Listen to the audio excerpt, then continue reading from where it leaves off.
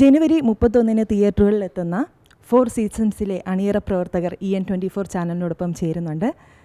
ഈ സിനിമയുടെ രചനയും സംവിധാനവും നിർവഹിച്ചിരിക്കുന്നത് വിനോദ് പരമേശ്വരനാണ്. ഈ സിനിമയുടെ സംവിധായകൻ എന്ന നിലയിൽ സിനിമയെക്കുറിച്ച് എന്താണ് പറയാനുള്ളത്? സിനിമയെക്കുറിച്ച് വെച്ചാൽ it's A musical romantic movie. ഒരു ഫാമിലി എൻ്റർടൈനറാണ് ഞങ്ങൾ വർക്ക് ചെയ്തിട്ടുള്ളത്. സ്റ്റോറി ബേസ് എന്ന് പറയുമ്പോൾ അതിൽ പല ലെയേഴ്സാണ് ഈ സിനിമയിലെ സ്റ്റോറി.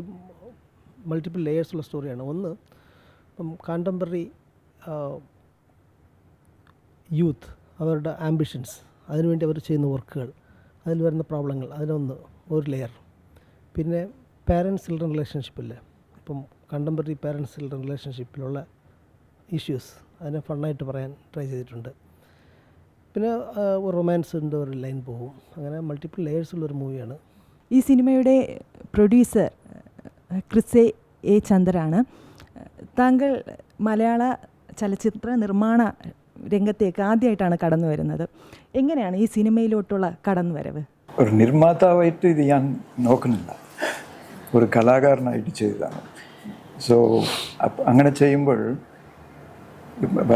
പലപ്പോഴും പ്രൊഡ്യൂസേഴ്സ് എന്ത് പറയുന്നത്, അത് ഇങ്ങനെ ആയിട്ടുണ്ട്, ഇതിങ്ങനെ ആയിട്ടുണ്ട്, ഒരുപാട് ഭയങ്കര ചിലവാകുന്നുണ്ട്, ഈ പ്രശ്നങ്ങൾ ഉണ്ടായിരുന്നു. പക്ഷേ കലാകാരനായതുകൊണ്ട് അത് എങ്ങനെ ഒഴിവാക്കാൻ, എങ്ങനെ തിരിച്ച് കറക്റ്റായിട്ട് ചെയ്യാൻ, ഇത് ഒരു ഐഡിയ നേരത്തെ ഉണ്ടായിരുന്നല്ലേ.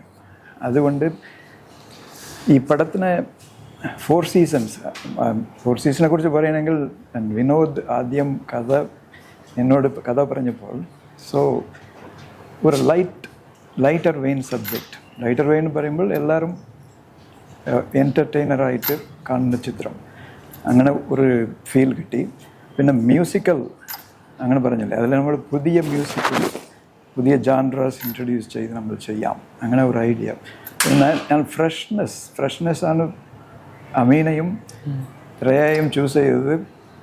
വി നീഡ് ഫോർ ഇത് കോളേജ് ടീനേജ് സബ്ജക്റ്റ്, പിന്നെ ഒരു ഫ്രഷ്നെസ് വേണം.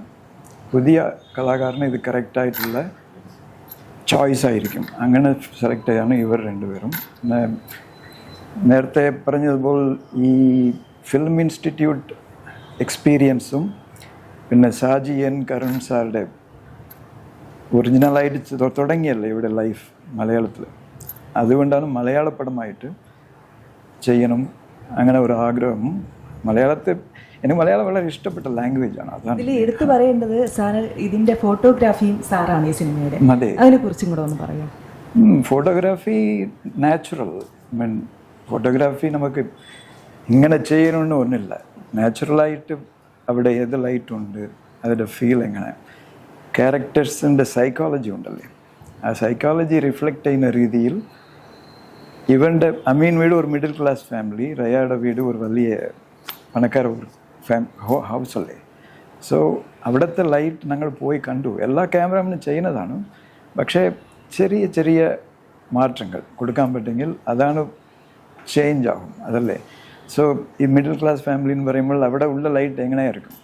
സോ കുറവായിരിക്കും, ചെറിയ വിൻഡോസും ഇതും ഉണ്ടാകും. ആ ലൈറ്റ് തന്നെ അവിടെ നമ്മൾ കാണുന്നത്, ആ ഫീലിങ്ങും. പിന്നെ ഇവരുടെ വീട്ടിൽ പോയത് ഫോട്ടോഗ്രാഫി എപ്പോഴും ഫോട്ടോഗ്രാഫിയായിട്ട് ഞാൻ അത് നോക്കുന്നില്ല. സോ കഥയാണ് അത് തീരുമാനിക്കണം. സോ അങ്ങനെയാണ് ഫോട്ടോഗ്രാഫി അപ്രോച്ച് ചെയ്തത്.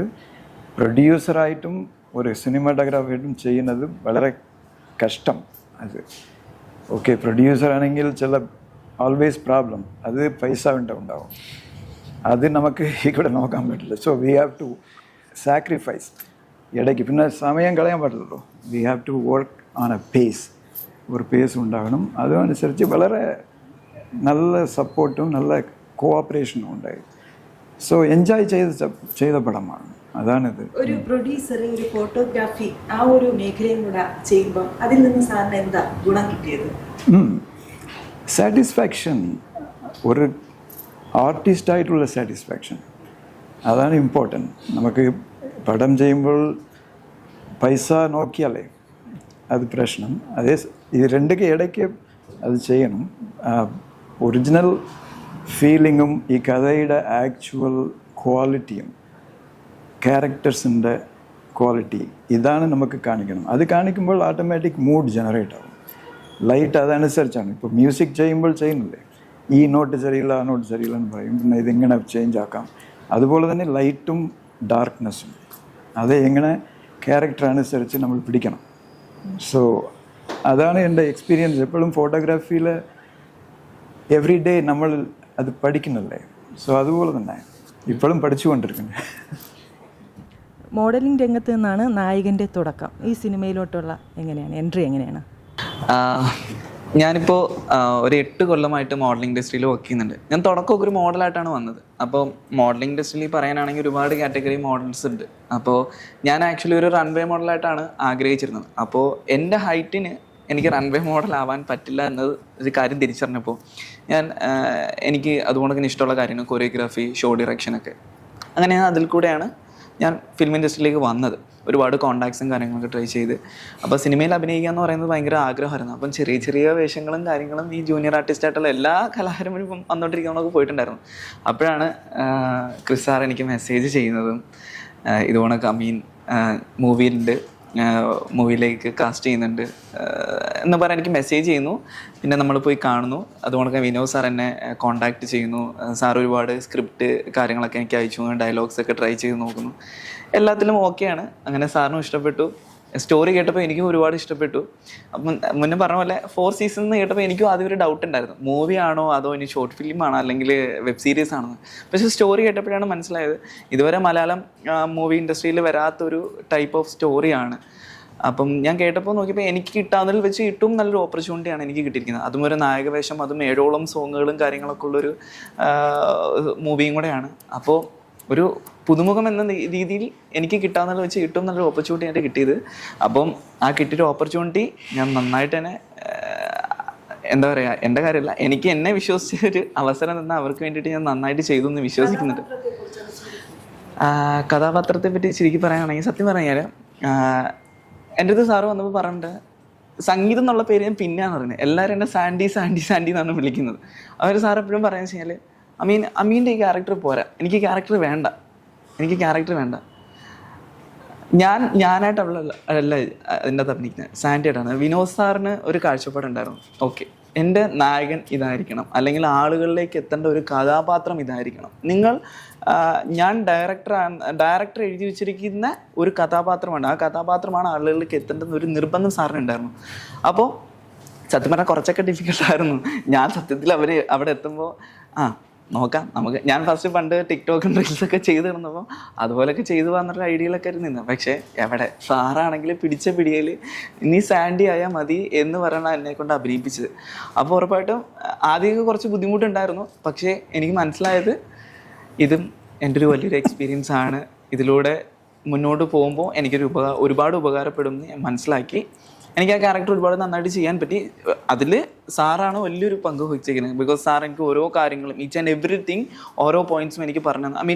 ഇവിടെ ഇങ്ങനെ ചെയ്താൽ നന്നായിരിക്കും, ക്യാമറയുടെ ബാക്കിൽ നിന്നിട്ടാണെങ്കിൽ പോലും നമുക്ക് ഓരോ കാര്യങ്ങളും ഈ സീനിൽ ഇത്രയും എക്സ്പ്രഷൻസ് മതി, അല്ലെങ്കിൽ ഇത്രയും ആക്ടിവിറ്റീസ് മതി, നീ ഇതിൽ ഓവറായിട്ട് ചെയ്ത് കഴിഞ്ഞാൽ ചിലപ്പോൾ അത് ഓഡിയൻസ് അക്സെപ്റ്റ് ചെയ്യണം എന്നില്ല എന്ന് പറഞ്ഞാൽ ഒരുപാട് നല്ല രീതിയിൽ എന്നെ ട്രീറ്റ് ചെയ്തിട്ടുണ്ടായിരുന്നു. അത് ഞാൻ ഒരുപാട് ഹാപ്പിയാണ്. അപ്പോൾ സാറ് എക്സ്പെക്ട് ചെയ്തൊരു എന്താ പറയുക റിസൾട്ട് ഞാൻ കൊടുത്തിട്ടുണ്ടെന്ന് ഞാനും പ്രതീക്ഷിക്കുന്നു. 4 സീസൺസിലെ നായിക റിയ പ്രഭു, എന്താണ് കഥാപാത്രത്തെക്കുറിച്ച് പറയാനുള്ളത്? So என்னோட கேரக்டர் பேர் Chethana. She's a teenager and she's doing her schooling, and about her character, she's a very silent and like she's from a rich family. So but then her parents are very busy with work, so she feels very sad about it. And she meets Amin, who is Sandy in the movie. So that journey is the story. Kayamkulam കൊച്ചുണ്ണിയിലൂടെ പ്രേക്ഷകർക്ക് ഒരുപാട് ഇഷ്ടപ്പെട്ട മുഖമാണിത്. ഈ സിനിമയിൽ എന്താ കഥാപാത്രം? ഈ സിനിമയിൽ ഹീറോയിൻ്റെ father, അതായത് ഡിഫറെൻ്റ് ആയിട്ടുള്ള ക്യാരക്ടറാണ്. റിച്ച് ആയിട്ടുള്ള ഒരു ഹാൻസം ആയിട്ടുള്ള ഫാദർ. അത് മാത്രമല്ല, പ്രകാശ് ഇങ്ങനെ ചെയ്യണം അല്ലെങ്കിൽ പ്രകാശ് അങ്ങനെ ചെയ്യണ്ട, എനിക്കിത് കിട്ടണം, അതാണെങ്കിൽ മാത്രമേ വിനോദ് സാർ ഓക്കെ പറയൂ. അല്ലാതെ ഒരു രക്ഷയില്ല ക്യാരക്ടർ അത്രയും. അതുകൊണ്ട് എനിക്കൊരു ഡിഫറെന്റ് എക്സ്പീരിയൻസ് ആയിരുന്നു ഈ ഫിലിം. അതുപോലെ തന്നെ ആസ്വദിച്ചാണ് ക്യാരക്ടറിലാണ് ചെയ്തത്. ഈവൻ ഡബിങ്ങിന് ചെന്നാൽ പോലും മോഡുലേഷൻ പ്രകാശ് അങ്ങനെ വേണ്ട, അത് പറയണ്ട, നമുക്ക് കഥാപാത്രത്തിൽ ആക്ട് പ്രകാശ് ചെയ്തു. അത് മാത്രമല്ല, എനിക്ക് ഏറ്റവും കൂടുതൽ ടെൻഷൻ ഏതറിയോ, നമ്മളെ ഹെവി ആയിട്ടുള്ള ഒരു സീനുണ്ടല്ലോ, ഒറ്റ ദിവസം ഫുൾ ഷൂട്ട് ചെയ്തു. ഗംഭീര സാധനമാണത്, ഫുൾ ഡയലോഗാ വച്ച് കാറ്റിക്കൊണ്ട്. സാറ് തന്നെ കറക്റ്റൊക്കെ പറഞ്ഞു, പ്രകാശ് ഇതിൻ്റെ ഒരു സിറ്റുവേഷൻ ഇങ്ങനെയാണ്, ഇത് നമുക്ക് ഇങ്ങനെയൊക്കെ ചെയ്താൽ മതി. ചില കാര്യങ്ങളൊക്കെ നമുക്കൊരു കഥാപാത്രം കിട്ടുമ്പോൾ നമ്മുടെ ഉള്ളിൽ കാണും, ഇത് ഇങ്ങനെ ചെയ്യണം, ഇങ്ങനെ ചെയ്യണം, ഇങ്ങനെ ചെയ്യണം. പക്ഷേ എന്ന് പറഞ്ഞാൽ അത് ഫുൾ ഡയറക്ടർക്ക് വ്യക്തമായി പറഞ്ഞാൽ പടത്തിനെ കുറിച്ചും ഈച്ച് ആൻഡ് എവരിത്തിങ് ഫുൾ ഉണ്ട്. അല്ല, ഓരോ കഥാപാത്രങ്ങൾ വെച്ചാണ് ഇതിന് ഓരോരുത്തർ, അതായത് പ്രൊഡ്യൂസറെ ക്രിസ്സാർ രണ്ടും കൂടെ ചേർന്ന് കഴിഞ്ഞാൽ ക്യാമറ അവർക്ക് പൊളിയായിരുന്നു. ലൈറ്റിങ്, നേരത്തെ പറഞ്ഞ സാറ് പറഞ്ഞ ലൈറ്റിങ്, ഗംഭീര ലൈറ്റിങ് എനിക്ക് ഇഷ്ടപ്പെട്ടായിരുന്നു. കാരണം എൻ്റെ ഒരു സീന്, ഒരു ഞാൻ വൈഫും സംസാരിക്കുന്ന സീൻ, എൻ്റെ ലൈറ്റിന് എനിക്ക് ഭയങ്കരമായിട്ട് ആസ്വദിച്ച് വർക്ക് ചെയ്ത ഒരു എല്ലാവർക്കും ഇഷ്ടപ്പെടണം. ടീനേജേഴ്സിന്, സ്കൂൾ കുട്ടികൾ അവരുടെ കഥ പറഞ്ഞ പോലെ തന്നെ മ്യൂസിക്കിന് ഏറ്റവും കൂടുതൽ പ്രാധാന്യം കൊടുക്കുന്നത്. ഏത് പാട്ടൊക്കെ ഡിഫറെൻറ്റ് സ്റ്റൈലിലുള്ള പാട്ടാണ്, സോങ്സ് കുട്ടികളൊക്കെ കാണണം. എടുത്തു പറയേണ്ടത് ഇപ്പോൾ മലയാള സിനിമയിൽ പാട്ടുകൾക്ക് ക്ഷാമമാണ്. എന്തുകൊണ്ടാണ് ഈ സിനിമ 7 പാട്ടുണ്ടെന്നാണ് പറയുന്നത്? എന്തുകൊണ്ടാണ് 7 പാട്ട് ഇതിൽ ഉൾപ്പെടുത്തിയത്? ഞാൻ 90s ലേറ്റ് 80s 90s വളർന്ന ഒരു ആളാണ് ഞാൻ. അപ്പം നല്ല പാട്ടുകൾ കേൾക്കാനുള്ള യോഗം ഉണ്ടായി എനിക്ക്. അപ്പം ജോൺസൺ മാഷ്, അപ്പോൾ ഉള്ള എല്ലാ സംഗീതക്കാരും ആരും സാധാരണ പാട്ട് ചെയ്ത ആൾക്കാരല്ല. അത് കഴിഞ്ഞ് നമ്മൾ കുറച്ച് ഈസി വേയിൽ പോയി. അപ്പം പാട്ടുകൾ മനസ്സിൽ നിൽക്കാതായി. പക്ഷേ പടം ചെയ്യുമ്പോൾ തന്നെ, സിനിമ എടുക്കണമെന്ന് ഞാൻ തീരുമാനിച്ച ദിവസം മുതലേ എൻ്റെ സിനിമകളിലൊക്കെ നല്ല പാട്ട് വേണമെന്ന് നിർബന്ധമായിരുന്നു എനിക്ക്. അതും പഴയ സ്റ്റൈലിൽ വേണം. എന്ന് വെച്ചാൽ എഴുതിയതിന് ശേഷം ട്യൂൺ ഇടണം. ഞാൻ സബ്ജക്റ്റ് പറഞ്ഞു കൊടുക്കും.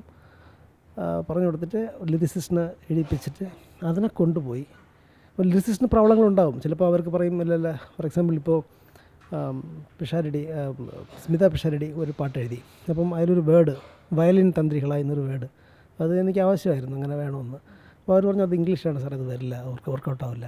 അല്ല, വർക്കൗട്ടാകും, നിങ്ങൾ എഴുതുക വെച്ചിട്ട് ആ മീറ്ററിൽ എഴുതി. പിന്നെ മ്യൂസിക് ഡയറക്ടറിൻ്റെ അടുത്ത് പോയി ആ മൂഡിനുള്ള മ്യൂസിക്, അതിനുള്ള ക്ലാസിക്കൽ രാഗം ഇതൊക്കെ വന്ന് നമ്മൾ സെലക്ട് ചെയ്ത് അതിൽ ചെയ്ത് അത് ആ ഫ്രെയിമിനകത്ത് തന്നെ നിൽക്കണത്. രചനയും സംഗീതവും ലിറിസിസ്റ്റ് എല്ലാം പുതിയതാണ്. ഒരു പാട്ട് നമ്മളുടെ കൈതപ്പുറം തിരുമേനി എഴുതി, ബാക്കി എല്ലാവരും പുതിയതാണ്. നായികയുടെ അമ്മ കഥാപാത്രം, നായകൻ്റെ അമ്മ, എന്താണ് കഥാപാത്രത്തെക്കുറിച്ച് പറയാനുള്ളത്? തീർച്ചയായിട്ടും വളരെ ചലഞ്ചിങ് ആയിട്ടുള്ളൊരു ക്യാരക്ടറായിരുന്നു. കാരണം ഒരു അമ്മ കഥാപാത്രം എന്ന് പറഞ്ഞ് എനിക്ക് അത്ര വലിയ പ്രഷറുള്ളതാണെന്നൊന്നും തോന്നിയില്ല. സാധാരണ നമ്മൾ കുടുംബത്തിൽ എനിക്കുണ്ടല്ലോ, നമുക്ക് മക്കളുണ്ട്. അപ്പോൾ പല മേഖലകളിലും പല ഫീൽഡിലും കണ്ടിട്ടുമുണ്ട്. അവിടെ ഞാൻ എടുത്തു പറയുന്നത് ഞങ്ങളുടെ ഡയറക്ടറെയാണ്. സാധാരണ അതായത് ഒരു വ്യക്തിയുടെ അടുത്തേക്ക് നമ്മളൊരു ഡയലോഗ് പറയാൻ ചെല്ലുകയെന്ന് വെച്ചു, നമ്മുടെ ക്യാരക്ടർ അനുസരിച്ച് നമ്മൾ അടുത്തേക്ക് ചെല്ലുമെന്ന് പറയുന്നു. പക്ഷേ ആ നടത്തത്തിൽ പോലും നമ്മുടെ ഡയറക്ടർക്ക് കൗണ്ടിങ് ആണ്, കറക്റ്റ് അളവാണ്, കറക്റ്റ് അളവ്. അത് കിട്ടിയേ അടങ്ങും. അതൊരു പോയിന്റിനെല്ലാവരും നിന്നിട്ട് ഒന്ന് നിവരുന്ന ആ ഒരു പൊസിഷന്. അതിലൊക്കെ ഉപരി എനിക്ക് പറയാനുള്ള നല്ലൊരു ആക്ടറാണ് സാർ. അഭിനയിച്ച് കാണിക്കുന്നുണ്ട് 100 പേര് അംശം പോലും. അല്ല, പലവട്ടം എനിക്ക് വിചാരിച്ചിട്ടുണ്ട്, ദൈവമേ തല എനിക്ക് വെട്ടിക്കൊടുക്കാൻ പറ്റുന്ന സാറെല്ലാം ചെയ്തേനെ. അത് സമ്മതിക്കാൻ പറ്റില്ല കേട്ടോ. കാരണം നമുക്ക് ചെയ്തു തന്നിട്ട് നമ്മൾ അതിന് ഇൻസ്പയർ ആയിട്ട് നമ്മൾ ചെയ്യുമ്പോൾ നമ്മളിപ്പോൾ ഒരു 29ഓളം പടങ്ങൾ ചെയ്തു. ആ ഒരു എക്സ്പീരിയൻസുമായിട്ടാണ് ഞാൻ നല്ല കോൺഫിഡൻറ്റിലാണ് ഞാൻ നിൽക്കുന്നത്.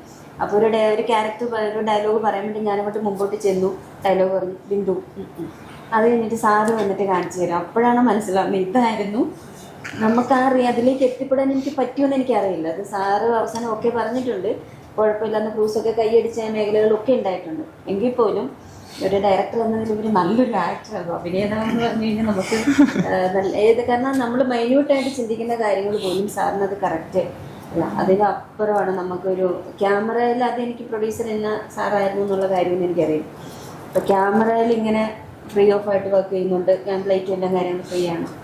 എനിക്ക് ഏറ്റവും കൂടുതൽ എന്നെ ഇമ്പ്രസീവ് ആയിട്ടുള്ള കാര്യം ത്രൂ ഔട്ട് ആ വർക്കിനകത്ത് പോലും ഒരു വ്യക്തിയോട് പോലും ഈ ശാന്തതയോടും ഈ സൗകര്യത്തോടും കൂടിയല്ലാതെ ഇത്രയധികം പ്രഷറൈസ്ഡ്, കാരണം പ്രൊഡ്യൂസർ എന്ന് പറയുമ്പോഴത്തേന് നമുക്കറിയാം ആ ഒരു മേഖല മാത്രം കൈകാര്യം ചെയ്യുന്ന ഒരു വ്യക്തി ഒരു സെക്കൻഡിലെങ്കിലും പാനിക്കാകാതിരിക്കത്തില്ല. ഇത് എത്ര കാര്യം കണക്കുകൾ മുമ്പ് വെച്ചാലും ആ ഒരു ത്രൂ ഔട്ട് നല്ല എപ്പോഴും ഈ നേച്ചർ കാണുന്നത് പോലെ തന്നെ ഒരു വ്യക്തിയോട് പോലും അവിടെ ഇരിക്കുന്ന ഒരു ചെറിയ ആളായിക്കോട്ടെ വലിയ ആളായിക്കോട്ടെ ഒരു ആ സിംപ്ലിസിറ്റിയോട് കൂടി അല്ലാതെ ഇന്ന് വരെ സംസാരിച്ചൊരു അത്ര ഒരു പേഴ്സണാലിറ്റി എനിക്ക് ഭയങ്കരമായിട്ട് ഫീൽ ചെയ്തായിരുന്നു. അത് ഞാനും പലവട്ടം ആലോചിച്ചൊരു കാര്യമാണ്. ഭയങ്കര പേഴ്സണാലിറ്റി. ഇത്രയൊക്കെ ആരൊക്കെ ദേഷ്യപ്പെട്ടാലും ഒന്നും മിണ്ടാത്തൊരു വ്യക്തിനെ ഞാൻ ജീവിതത്തിൽ ആദ്യമായിട്ട് കാണാം.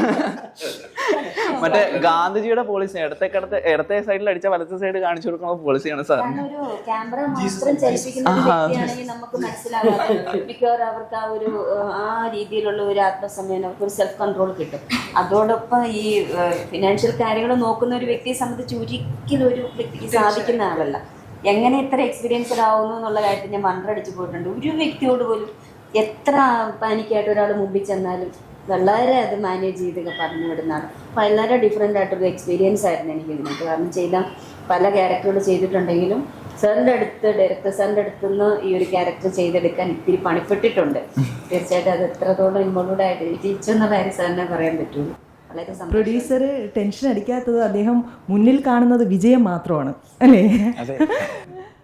ഈ 4 സീസൺസിൻ്റെ PRO അജയ് തുണ്ടത്തിൽ ഈ സിനിമയെക്കുറിച്ചുള്ള എന്താണ് പ്രതീക്ഷ എന്താണ്?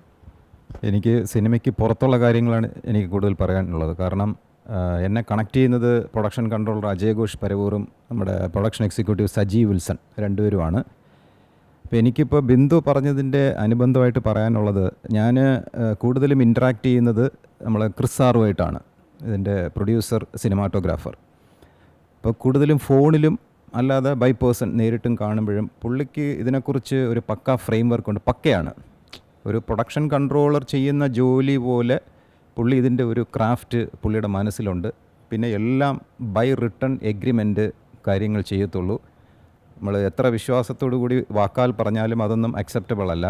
പക്ക പ്രൊഫഷണൽ ഒരു അപ്രോച്ചാണ്.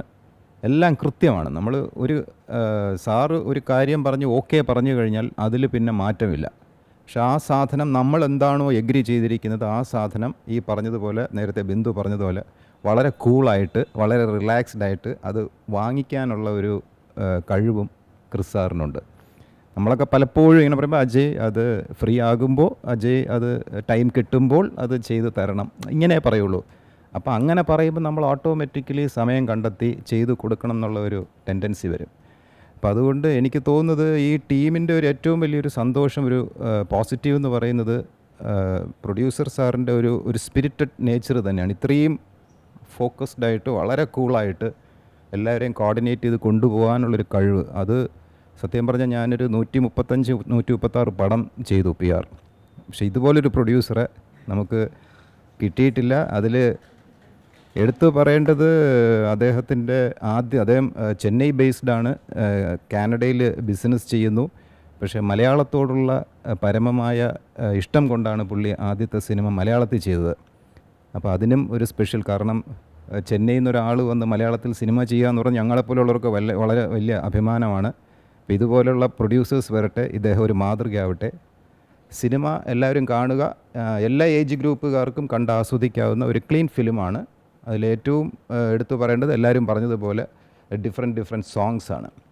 സോങ്സ് എന്ന് പറഞ്ഞാൽ അത് ഞാൻ ആ ഫിലിം കണ്ടു, വളരെ നമുക്ക് ഒരു സ്പെഷ്യൽ മൂഡ് ക്രിയേറ്റ് ചെയ്യുന്ന സോങ് സീക്വൻസസ് ആണ്. അതാണ് ഈ സിനിമയുടെ ഏറ്റവും വലിയ ഹൈലൈറ്റ്.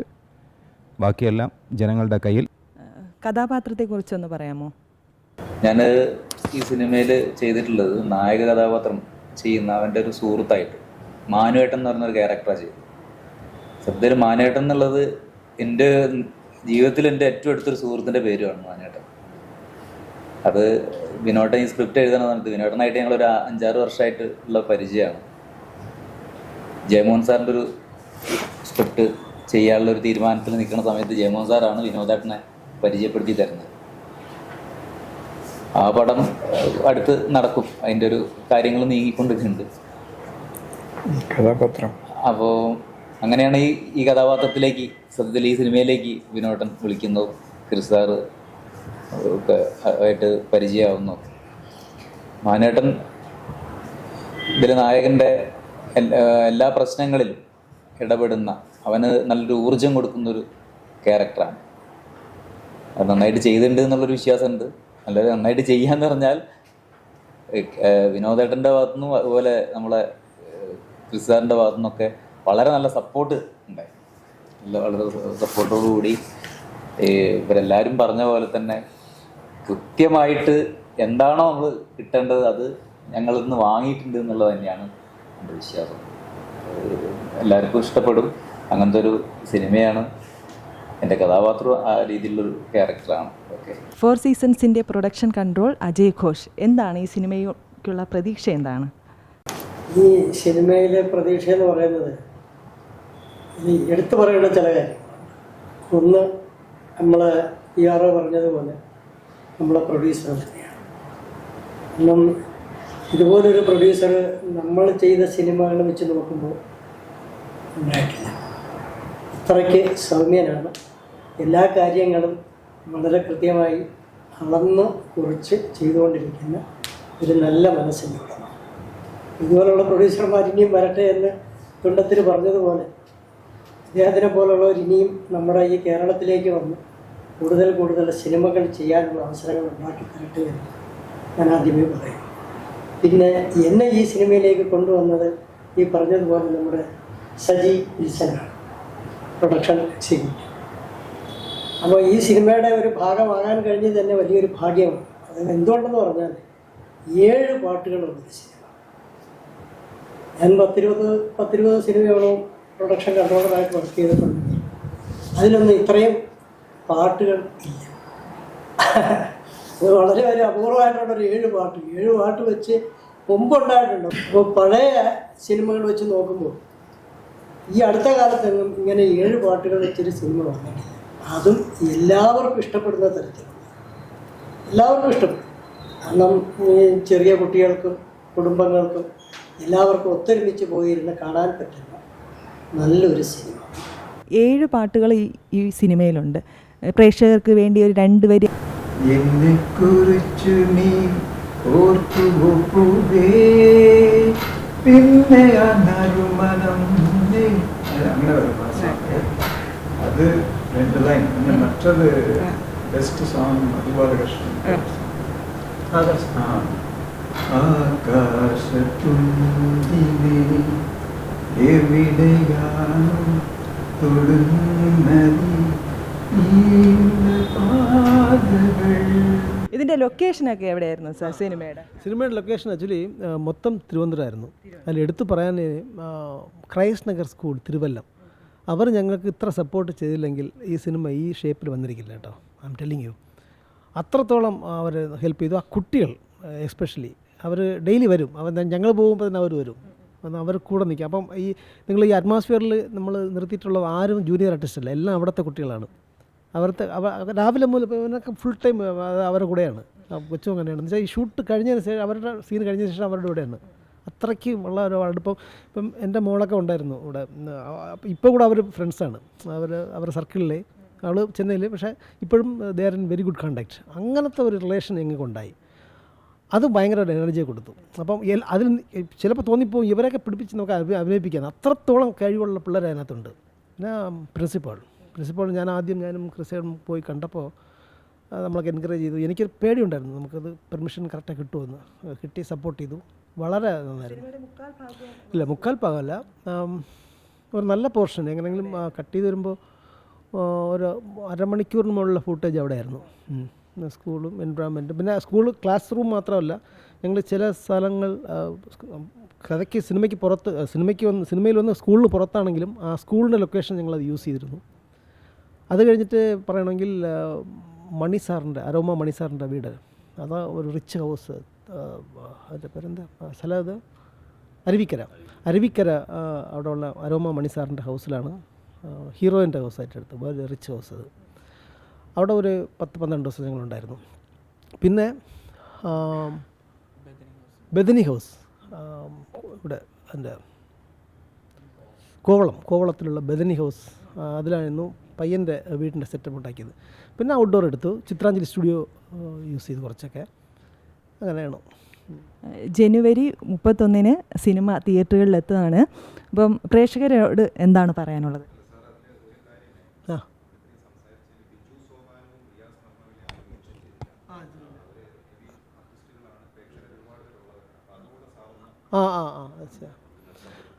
അത് ശരി. അപ്പോൾ സോറി, അവർ ഇവിടെ ഉള്ളവർ തന്നെ സംസാരിച്ചുകൊണ്ടിരുന്നുണ്ട്, അത് വിട്ടുപോയി. അപ്പം മേജറായിട്ട് മറ്റ് അഭിനേതാക്കളെ പറയുമ്പോൾ ആക്ച്വലി ഞാൻ പറഞ്ഞല്ലോ, ഇതൊന്ന് മൾട്ടി ലേയേർഡാണ് ഈ സ്റ്റോറി. ഓക്കെ, അപ്പം 4 പേരൻസും അകത്ത് വരും. ആക്ച്വലി 4 പേരൻസ് വെച്ചാൽ നമ്മളുടെ അകത്തുള്ള 4 പേരൻസാണ്, എല്ലാ പേരൻറ്റിനകത്തുള്ള 4 പേരൻ്റാണ്. അത് സിനിമ കാണുമ്പോൾ മനസ്സിലാവും. അപ്പം ഒരു അറഗൻ്റായിട്ടുള്ള ഒരു ആർട്ടിഷ്യൻ, അറഗൻ്റായിട്ടുള്ള ഒരു ആർട്ടിസ്റ്റ്, ഒരു പേരൻറ്റ്, ഹീറോയുടെ അച്ഛനായിട്ട് വരുന്നു. ആ ക്യാരക്ടർ ചെയ്തതൊന്ന് ബിജു സോപാനം. നല്ലവണ്ണം വന്നിട്ടുണ്ടത്. അപ്പം അത് ഒരു അരഗൻസി ഉള്ള ഒരു ആർട്ടിസ്റ്റിനെ ഉള്ള ഒരു അരഗൻസി ഉണ്ടല്ലോ, അങ്ങനെ ഒരു ക്യാരക്ടർ. പിന്നെ സെൽഫ് പ്രൊമോട്ടിംഗ് ആയിട്ട് ഒരു ക്യാരക്ടറുണ്ട്. സെൽഫ് പ്രൊമോട്ടിങ് കൊച്ചുങ്ങളെ, നമ്മളെ ചില അച്ഛന്മാർ അങ്ങനെ ഉണ്ടല്ലോ. ആ ചെയ്തത് റയാസ് നർമ്മകല, വണ്ടർഫുൾ ആർട്ടിസ്റ്റ്, നല്ല ആർട്ടിസ്റ്റ്. എന്നുവെച്ചാൽ ഞാൻ ആളുടെ മുമ്പുള്ള ഇതൊന്നും കണ്ടിട്ടില്ല. അപ്പം അകത്ത് വന്നപ്പം 1-2 സീരിയലിൻ്റെ പേര് പറഞ്ഞു. ഞാനത് നോക്കിയിട്ടില്ല, അത് ആ സീരിയൽ ഞാൻ കണ്ടിട്ടില്ല. പക്ഷേ ഞാൻ ഈ പടം ചെയ്തതിന് ശേഷം ഞാൻ പറഞ്ഞു കൊടുത്ത ക്യാരക്ടർ ആൾ ചെയ്ത ആ മോഡുലേഷൻ എനിക്ക് കറക്റ്റായിട്ട് ചെയ്ത് കിട്ടിയതിന് ശേഷമാണ് 1-2 ക്ലിപ്പിങ്സ് ഞാൻ കണ്ടത്. ആൾ വേറെയാണ് അതിൽ കേട്ടോ. അപ്പം നമുക്ക് വേണ്ടി നല്ലവണ്ണം പ്രയാസപ്പെട്ടതെന്ന് ചെയ്തിട്ടുണ്ട്. അത് ടോട്ടലി ഡിഫറെൻ്റായിട്ട് ചെയ്തത്. അതെങ്ങനെ വെച്ചാൽ സ്വന്തം മോനെപ്പറ്റി പറയുമ്പോൾ ഒരു ബോഡി ലാംഗ്വേജ്, അത് കഴിഞ്ഞ് അങ്ങനെ പോയിട്ട് വേറൊരു ബോഡി ലാംഗ്വേജിലാവും. സ്ട്രിക്റ്റായ ഒരു ബോഡി ലാംഗ്വേജ് അയാൾ പുറത്ത് കാണിക്കും. മോനെപ്പറ്റി പറയുമ്പോൾ ഒരു എക്സൈറ്റ്മെൻ്റ് ഉണ്ടല്ലോ, അത് നോക്ക എനിക്ക് അത്രയ്ക്ക് സന്തോഷമാണ്. ഞാൻ വിചാരിച്ച ഇതിൽ ആൾ ചെയ്തു തന്നു. അത് ചെയ്തതിന് ശേഷമാണ് അയാളുടെ അളിയൻസ് എന്നുള്ള അത് ഞാൻ നോക്കിയത്. അപ്പോൾ അതിൽ ഒരു ടൈപ്പ് ഓഫ് ഒരു ആക്ടിങ് ചെയ്തിട്ടുണ്ട്. അപ്പം നല്ല പ്രയാസപ്പെട്ട് ചെയ്തതാണ്. ആളെല്ലാം ഇവിടെ നിന്ന് we are missing him here today. ജനുവരി 31 സിനിമ തിയേറ്ററുകളിലെത്തുകയാണ്. പ്രേക്ഷകരോട് ഈ ടീമിന് എന്താണ് പറയാനുള്ളത്? പ്രേക്ഷകരോട് എന്ന് വെച്ചാൽ ഒരു ഫീൽ ഗുഡ് മൂവി ഞങ്ങൾ ട്രൈ ചെയ്തു, അത് നന്നെല്ലാം വന്നിട്ടുണ്ട്. മ്യൂസിക്കൽ അത് ഒരു എക്സ്പീരിയൻസ് ആയിരിക്കും നിങ്ങൾക്ക്. മ്യൂസിക്കൽ ബാക്ക്ഗ്രൗണ്ട് സ്കോറിൽ തന്നെ ഒരുപാട് കാര്യങ്ങൾ പുതിയതായിട്ട് ട്രൈ ചെയ്തിട്ടുണ്ട്. അപ്പം ഞാൻ പറഞ്ഞില്ല, രാജൻ റാലെയാണ് അയാളുടെ സ്ഥലം, നോർത്ത് കരോലിന. അവിടെയാണ് ഉള്ള ഒരു സിംഫണിയിൽ വർക്ക് ചെയ്യുന്ന ആൾ. വളരെ ജ്ഞാനസ്ഥൻ എന്ന് പറയും, നമ്മൾ പറയല്ലേ, ഇന്ത്യൻ ക്ലാസിക്കലിലും അത്ര. ഇപ്പം ഞാൻ ചില പാട്ടുകൾ ചില രാഗാസ് ബേസ്ഡ് തന്നെ വേണമെന്ന് ചോദിച്ചു, അത് ചെയ്തു തരുകയും ചെയ്തു. അപ്പം നമ്മളുടെ ശ്വാസമേ, അതുപോലെ സാറ് പാടിയല്ലോ പാട്ട് ആകാശത്തുണ്ടേ, ഇതൊക്കെ ക്ലാസിക്കലായിട്ട് ആ ബേസിൽ തന്നെ വേണമെന്ന് നിർബന്ധമായിരുന്നു എനിക്ക്, അത് ചെയ്തു തന്നു. അതുപോലെ ബ്ലൂസ് വേണമെന്ന് ചോദിച്ചപ്പോൾ ബ്ലൂസിലുള്ള ഇതൊക്കെ പറഞ്ഞു തന്നു. അത് എനിക്കറിയില്ല അത്ര ഡീറ്റെയിൽസ്. ഇതിൽ ഏത് ബ്ലൂ വേണം നിങ്ങൾക്ക്, അതിൻ്റെ സാമ്പിൾസ് പാട്ടും തന്നു. അത് കഴിഞ്ഞ് ടാങ്കോയിൽ ഒരു പാട്ട് ചെയ്യണമെന്ന് ടാങ്കോ ചെയ്തു തന്നു. അതായത് ഞാൻ പറഞ്ഞല്ലോ, ഒരു കംപ്ലീറ്റ് എൻ്റർടൈനർ, മ്യൂസിക്കൽ ഫാമിലിയോടെ പോയിട്ട്, അത് ബെസ്റ്റ്. ഫസ്റ്റിൽ ഞാൻ എൻ്റെ ഫാമിലിയോടെ പോയി കാണാൻ പറ്റുമോ, അതാണ് ക്വസ്റ്റ്യൻ. അത് പറ്റും. അതുകൊണ്ട് എല്ലാവരും ഫാമിലിയോടെ പോകണം, കണ്ട് ഞങ്ങളെ സപ്പോർട്ട് ചെയ്യണം. അപ്പം ഇങ്ങനെ സപ്പോർട്ട് ചെയ്യുമ്പോൾ നമുക്ക് ഇതുപോലുള്ള ഇൻസ്പയറായി ചെയ്യുന്ന ആൾക്കാർക്ക് അത് ഹെൽപ്ഫുള്ളായിട്ടിരിക്കും. ഒരു കംപ്ലീറ്റ് ഫാമിലി എൻ്റർടൈനറാണ് ഞങ്ങൾ വർക്ക് ചെയ്തിട്ടുള്ളത്. നന്നായിട്ട് വന്നിട്ടുണ്ട്. അപ്പോൾ എൻ്റെ റിക്വസ്റ്റ് ആസ് എ ഡയറക്ടർ, നിങ്ങൾ സിനിമ കാണണം, അതും തിയേറ്ററിൽ പോയി തന്നെ കാണണം, ഞങ്ങളെ വിജയിപ്പിക്കണം. സോ ഈ ടൈപ്പ് ഓഫ് മൂവീസ് ഇനിയും വരണം, ഇതുപോലെ ഉള്ള മൂവീസ് ഇനിയും വരണം. അത് ഈ മൂവിയുടെ വിജയത്തിനെ ബേസ് ചെയ്തായിരിക്കും. സോ അതുകൊണ്ട് നിങ്ങളുടെ സപ്പോർട്ട് ഞങ്ങൾ റിക്വസ്റ്റ് ചെയ്യുന്നു. So now first when this film started, I think I was 16 years old, and director oda ponnu da like enoda amma student, என் அம்மா அது ஒரு டீச்சர். ஸோ அந்த வழியாக தான் என்னை லைக் கண்டுபிடிச்சாங்க. அண்ட் டேரக்டர் ரொம்ப இன்சிஸ்ட் பண்ணாங்க நான் வந்து ரோல் பண்ணோன்னு சொல்லிட்டு. ஸோ அவங்களோட பிளெஸ்ஸிங்கோட தான் I entered the movie. And டேரக்டரை பற்றி சொல்லணுன்னா, ஹீஸ் அ வெரி குட்டி குட்டி டீட்டெயில்ஸ் பார்க்குற person, and that actually helped us a lot. So ரொம்ப மைன்யூட் டீட்டெயில்ஸ்லாம் அவங்க பார்த்து எங்களுக்கு ஒன்று ஒன்றா சொல்லி கொடுத்து he made us as the character we are. So which was very helpful for us, and the movie turned out to be really good because of his talent. And about our producer, he's a very calm person, and he's very positive. He has an aura, and அதுதான் எங்களோட full cost and க்ரூவை வந்து ரொம்ப help பண்ணுச்சு to be கொஞ்சம் confident. And yeah, that was very nice. And about the cast and crew, everyone is very talented, and ellarum we were a family actually, and we helped each other grow. And about the crew, they are very talented, and குட்டி குட்டி டீட்டெயில்ஸும் அவங்களும் எனக்கு நிறைய சொல்லிக் கொடுத்தாங்க about life and about the story and cine industry. So that helped me a lot. ഈ പടത്തിൻ്റെ ഹീറോ ഒരു ആംബിഷ്യസ് ക്യാരക്ടറാണ്. അവൻ്റെ ആംബിഷൻ അവനത് അടയാൻ പറ്റായിരുന്നോ അത് നമ്മൾ പടത്തിൽ കാണാം. പക്ഷേ ഞങ്ങൾ ഒരു കോൺടെസ്റ്റ് ഒന്ന് റെഡിയാക്കിയിട്ടുണ്ട്. ആ കോൺടെസ്റ്റ് പിള്ളേർക്ക് 5 പേർ ക്രൈസ്റ്റ് നഗറിന് സ്പെഷ്യലായിട്ട് ക്രിയേറ്റ് ചെയ്ത ഒരു കോൺടെസ്റ്റാണ്. പിന്നെ മற்றവർക്കും കൊടുക്കാമെന്ന്. ഈ പടം കണ്ടിട്ട് അവർ ചെയ്യേണ്ടത് ഒരു റിവ്യൂ ചെയ്തിട്ട് പിന്നെ അവരുടെ ആംബിഷൻ എന്താണ്, പിന്നെ അത് അവർ എങ്ങനെ അടയും, അതിനെക്കുറിച്ച് അവർ ഒരു പേജിൽ എഴുതി അയക്കണം നിങ്ങൾക്ക് പടം കണ്ടിട്ട്. പിന്നെ അവർക്ക് 1 year സ്കൂൾ ഫീസ് കമ്പനി കൊടുക്കാൻ ട്രാൻസ്ഇമേജ് പ്രൊഡക്ഷൻ കൊടുക്കണം. ഓക്കെ, അതാണ് ശ്രദ്ധിച്ചത്. Thank you. അത് മാത്രം. Mail I D Transimage Productions, transimage.productions@gmail.com, transimage.productions@gmail.com. അതിൽ പടം കണ്ടിട്ട് നിങ്ങളുടെ ആംബിഷനെ കുറിച്ച് എഴുതി അയച്ചാൽ മതി. പടത്തിനെക്കുറിച്ച് ഒരു ചെറിയ റിവ്യൂവും ചെയ്യണം. ഓക്കെ, അതാണ് കണ്ടീഷൻസ്. സ്റ്റുഡൻസ് മാത്രം ചെയ്യണം, അച്ഛനമ്മയല്ലേ, സ്റ്റുഡൻസാണ് ചെയ്യേണ്ടത്. Okay, thank you.